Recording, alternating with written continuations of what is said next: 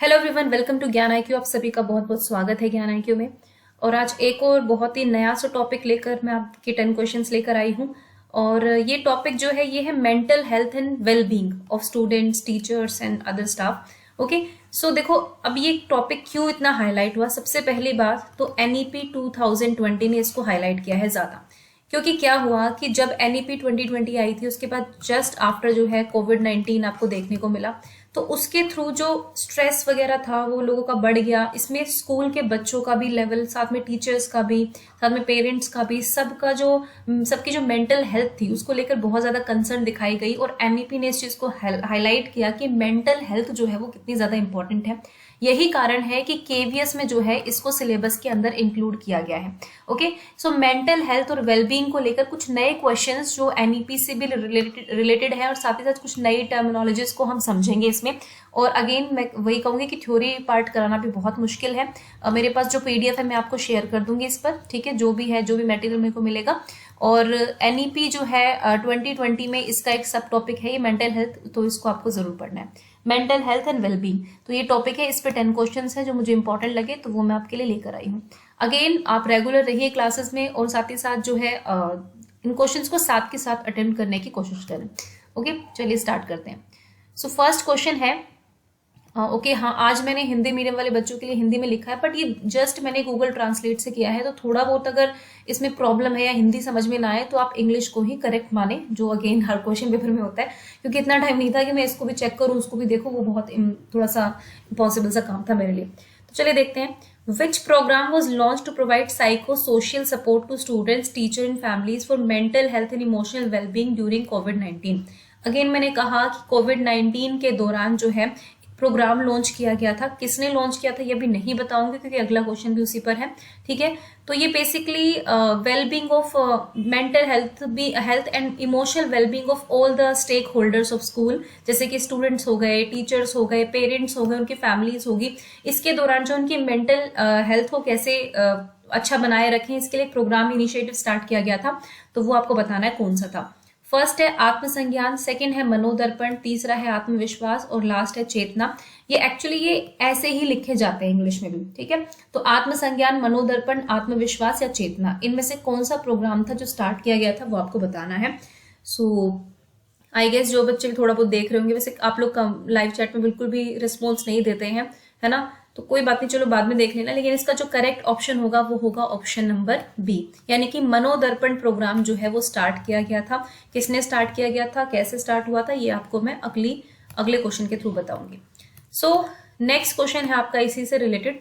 Which organisation launch the Manodarpan programme. ये programme क्यों इतना इंपॉर्टेंट है, क्योंकि ये मेंटल हेल्थ और वेलबींग को लेकर स्टार्ट किया गया था कोविड-19 के दौरान, तो बिल्कुल करंट टॉपिक है और ये क्वेश्चन आ सकता है इससे रिलेटेड, इसलिए आपको बता रही हूँ। तो कौन सी ऑर्गेनाइजेशन थी जिसने मनोदर्पण प्रोग्राम को लॉन्च किया था। फर्स्ट है मिनिस्ट्री ऑफ एजुकेशन, सेकेंड है एनसीईआरटी, थर्ड है सीबीएसई, और फोर्थ है ministry of social justice and empowerment. तो शिक्षा मंत्रालय, एनसीईआरटी, सीबीएसई या सामाजिक न्याय और अधिकारिता मंत्रालय, तो किसने इसको लॉन्च किया था। अगर आपको आंसर आता है तो प्लीज कमेंट सेक्शन में या फिर लाइव चैट के थ्रू जो आप उसको जरूर शेयर करें। देखो ये लाइव वीडियो नहीं है, मैं आपको पहले बता दूं, ये स्ट्रीम होती है, ठीक है।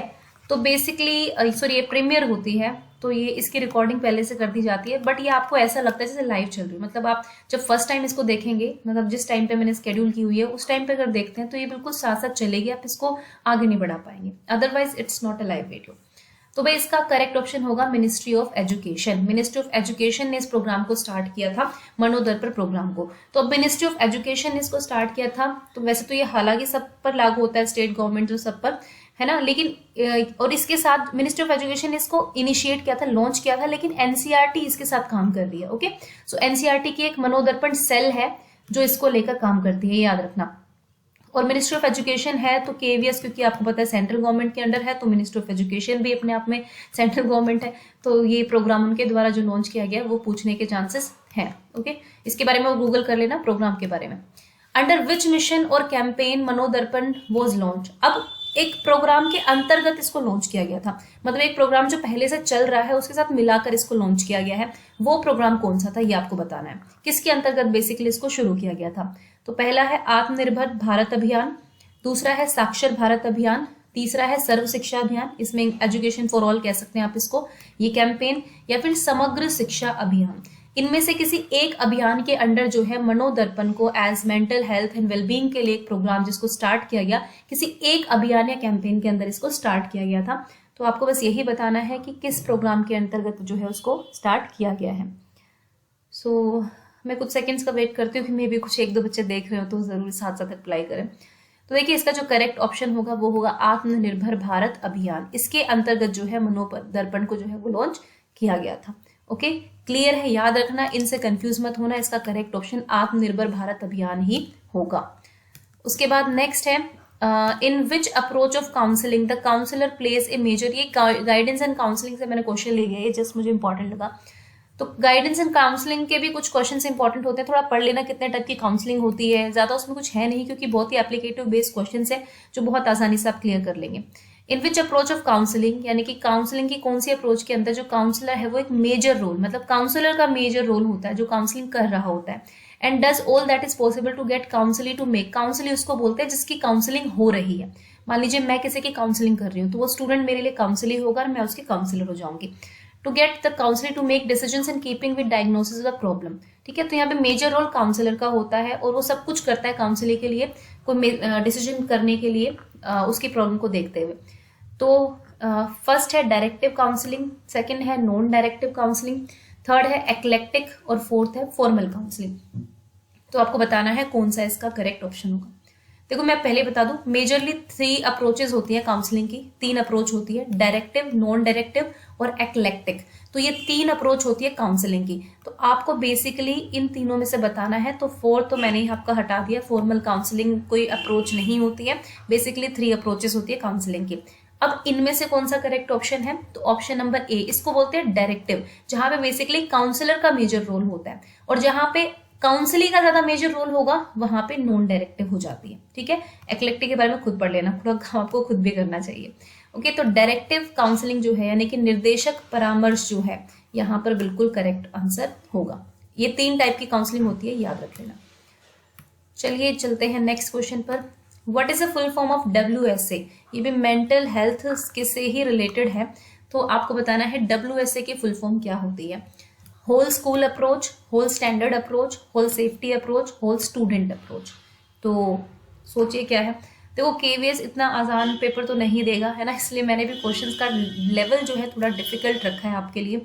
तो जिसने भी डीपली पढ़ा होगा, जो भी है उसको आता भी होगा, नहीं भी आता तो इट्स ओके। लेकिन ये क्वेश्चंस ऐसे होते हैं, मे भी आपको कोई एक आधा क्वेश्चन देखने को मिल जाए पेपर में, उससे रिलेटेड मिल जाए। तो क्वेश्चन प्रैक्टिस से क्या होता है ना, जो थोड़ी बहुत नॉलेज आपको मिलती रहती है क्वेश्चंस के थ्रू, वो भी आपके बहुत काम आ जाती है। तो इसका जो करेक्ट ऑप्शन होगा वो होगा option number A, whole school approach. देखो ये जो होल स्कूल अप्रोच ये मेंटल हेल्थ के लिए ही अपनाई गई थी। इसका बेसिकली ये था कि बच्चे की सभी को हमें साथ लेकर चलना है, पूरे स्कूल के स्टेक होल्डर्स को, सारी चीजों को, सब चीजों को ध्यान में रखते हुए हमें अपनी एक अप्रोच लेकर चलनी पड़ेगी ताकि हम बच्चे की होलिस्टिक डेवलपमेंट कर पाए। तो होल स्कूल अप्रोच है, गूगल कर लेना, पढ़ लेना इसके बारे में और ज्यादा, ठीक है। तो WSA की फुल फॉर्म होगी होल स्कूल अप्रोच, कंफ्यूज नहीं होना स्टूडेंट से यहाँ पर। और ये मेंटल हेल्थ बी के अंदर ही आता है एक काम। उसके बाद नेक्स्ट है NEP यानी कि national education policy 2020 stresses creating a more holistic unified education system with greater continuity with the focus on universal education from age। तो NEP ने ना एक प्रॉपर फोकस रखा है एक पर्टिकुलर एज पर, ठीक है। तो उसके साथ सार्वभौमिक शिक्षा पर ध्यान देने के साथ ये दिखा कि इस आयु से जो है बेसिकली वो ज्यादा जोर दे रहे हैं कि यूनिफाइड एजुकेशन सिस्टम होना चाहिए, 5+3+3+4 वाला जो भी यूनिफाइड सिस्टम इन्होंने दिया है। तो बेसिकली वो किस एज की बात करती है ज्यादा मोर होलिस्टिक बनाने में, तो बताना है 3 से 16 साल के बच्चों के लिए, 3 से 18, 3 से 14 या फिर 3 से 15। देखो ये तो इजी सा क्वेश्चन है, मुझे लगता है जिन्होंने NEP पढ़ी हुई है उनको थोड़ा सा और अच्छे से पता होगा कि इसमें क्या आएगा। इसका जो करेक्ट ऑप्शन होगा आपका वो होगा ऑप्शन नंबर बी, 3 से 18। जो ये 5+3+3+4 वाला सिस्टम है ये पूरा केटर करता है 3 से 18 साल तक के बच्चों के लिए। तो याद रखिए, इसको अलग तरीके से भी पूछा जा सकता है आपसे। नेक्स्ट है for maintaining the internal harmony of the learner, NEP 2020 aims at using dash pedagogy for psychological wellbeing, बच्चे के मनोवैज्ञानिक भलाई के लिए, उसके साइकोलॉजिकल वेलबींग के लिए जो है वो किस तरह की पेडागोजी यूज करने की बात करता है एनईपी। तो देखो यहाँ पे ना एनईपी ने एक स्पेसिफिक टर्म यूज की है ना, तो हमें कई ऑप्शंस ठीक लगेंगे, लेकिन जो एनईपी ने यूज किए हमें उसी टर्म को ध्यान में रखना है। तो एज अप्रोप्रिएट पेडागोजी है, डेवलपमेंटली अप्रोप्रिएट पेडागोजी की बात कर रहे हैं, इमोशनली अप्रोप्रिएट पेडागोजी या फिर सोशली अप्रोप्रिएट पेडागोजी की बात कर रहे हैं, ये आपको बताना है। तो चलिए फटाफट से इसका आंसर कीजिए। तो देखो भाई एनईपी 2020 ने जो स्पेसिफिक टर्म यूज की है वो है डेवलपमेंटली अप्रोप्रिएट पेडागोजी यूज करनी है, मतलब बच्चे का जिस हिसाब से डेवलपमेंट होता है, ऑब्वियसली जैसे चाइल्डहुड है ये है, इसको हम वैसे देखें तो एक तरह से एज अप्रोप्रिएट भी आपको सही लगेगा, लेकिन उन्होंने एक स्पेसिफिक टर्म यूज की गई है डेवलपमेंटली, कि बच्चे का डेवलपमेंट जिस लेवल पे होता जा रहा है उस डेवलपमेंट लेवल को जो है हमें यूज करना है। अगर इस डेवलपमेंट लेवल पे है बच्चा तो उस तरह की पेडागोजी, इस पे है तो इस तरह की पेडागोजी, मतलब ये थोड़ा सा आपको साथ साथ लेकर चलना है। तो ये टर्म हुई है विकासात्मक रूप से उपयुक्त शिक्षा शास्त्र। ओके, तो ऑप्शन नंबर बी यहाँ पे बिल्कुल करेक्ट होगा। नेक्स्ट है which of the following skill is 21st century skills, मतलब इसमें से इनमें से आपको देखो ये 21st सेंचुरी स्किल्स जो हैं ये मेंटल वेलबींग के लिए बहुत इंपॉर्टेंट बताई है एनईपी ने। एनईपी ने कहा है, यानी कि इसने कहा है कि जो 21st सेंचुरी स्किल्स हैं वो बहुत जरूरी है हमें इनकलकेट करना बच्चों में, ताकि उनके अंदर जो है मेंटल वेलबींग अच्छे से रहे, उनका होलिस्टिक डेवलपमेंट हो पाए। तो 21st सेंचुरी स्किल्स में के अंडर कौन कौन सी स्किल्स आती हैं आपको बताना है। पहली है लर्निंग स्किल्स, दूसरी है लिटरेसी स्किल्स और तीसरी है लाइफ स्किल्स। तो अब यहाँ पर क्या है ना कि ऑप्शन इस तरह के रखे हैं मैंने कंफ्यूजिंग से, कि सिर्फ पहला होगा या सिर्फ दूसरा होगा या तीनों ही होंगे या पहला और दूसरा होगा। तो भाई चलो अपने आप से एक बार तुक्का मार लो अगर आपको नहीं भी आता है तो। सो चलिए बता देती हूँ, इतने सेकंड्स में तो आप आंसर कर ही सकते हैं। इसका जो करेक्ट ऑप्शन होगा वो होगा ऑप्शन नंबर सी, यानी कि तीनों ही है। देखिए जो 21st सेंचुरी स्किल्स है एज पर सीबीएसई डॉक्यूमेंट वो मेनली 3 है, ठीक है। आप इसको फर्स्ट बोल सकते हैं, इसको सेकंड बोल सकते हैं और इसको थर्ड बोल सकते हैं। अब इनके अंदर भी कुछ कुछ है, ठीक है, इनके अंदर भी कुछ कुछ स्किल्स है, उनके बारे में बताया गया है। तो ये लिटरेसी स्किल्स के अंदर क्या है, लर्निंग स्किल्स के अंदर, लाइफ स्किल्स के अंदर क्या है, आपको खुद से पढ़ना है। अब मैंने आपको बता दिया, नोट्स बना लेना अपना कि 21st सेंचुरी स्किल्स में इन 3 स्किल्स के अंदर क्या क्या है। एक क्वेश्चन और अगला भी इन्हीं से रिलेटेड होगा, मैं बता देती हूँ। मतलब 3 मेन स्किल है, इनके अंदर जाके और भी स्किल्स हैं, तो वो है इनको हम बोलते हैं 21st सेंचुरी स्किल्स। अब देखो अगला क्वेश्चन भी इस तरह का ही है, which of the following does not comes under 4 C's। अब लर्निंग स्किल में 4 C's आते हैं, है ना, मैंने कहा था ना और भी स्किल अंदर जाकर। तो जो पहली लर्निंग स्किल मैंने आपको बताई उसके अंदर सी से शुरू होने वाली 4 चीजें हैं, वो कौन कौन सी हैं, या फिर इसमें से वो कौन सी नहीं है ये बताना है। तो 3 इसमें से है डेफिनेटली, लेकिन एक नहीं है, एक को हमें थोड़ा सा चेंज करना पड़ेगा।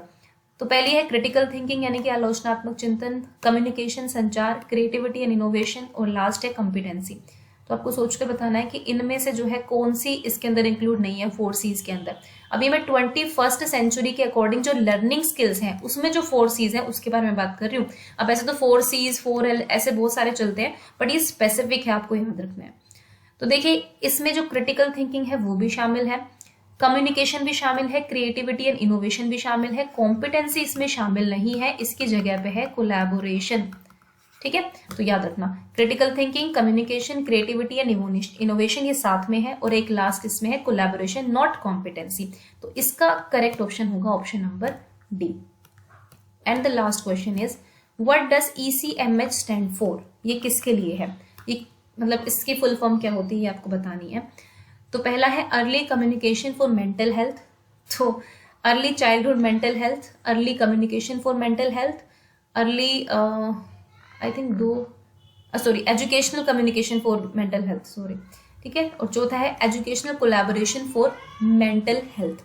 तो ये तो तय है कि भाई मेंटल हेल्थ तो है ही है ना। अब EC की फुल फॉर्म क्या है यहाँ पे, अर्ली कम्युनिकेशन होगा, अर्ली चाइल्डहुड होगा, एजुकेशनल कम्युनिकेशन होगा, या फिर एजुकेशनल कोलैबोरेशन होगा, ये आपको बताना है। तो 10th क्वेश्चन का क्या आंसर होगा, फटाफट से सोचिए और बताइए।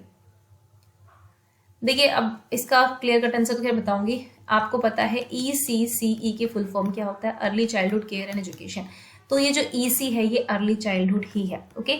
तो यहाँ पर इन्होंने बात करी है कि पहले शुरू के 6 साल जो है बच्चे के ब्रेन से लेकर उसके डेवलपमेंट से लेकर सब चीज़ों को स्टडी करना ज़रूरी है बच्चे की गुड मेंटल हेल्थ के लिए।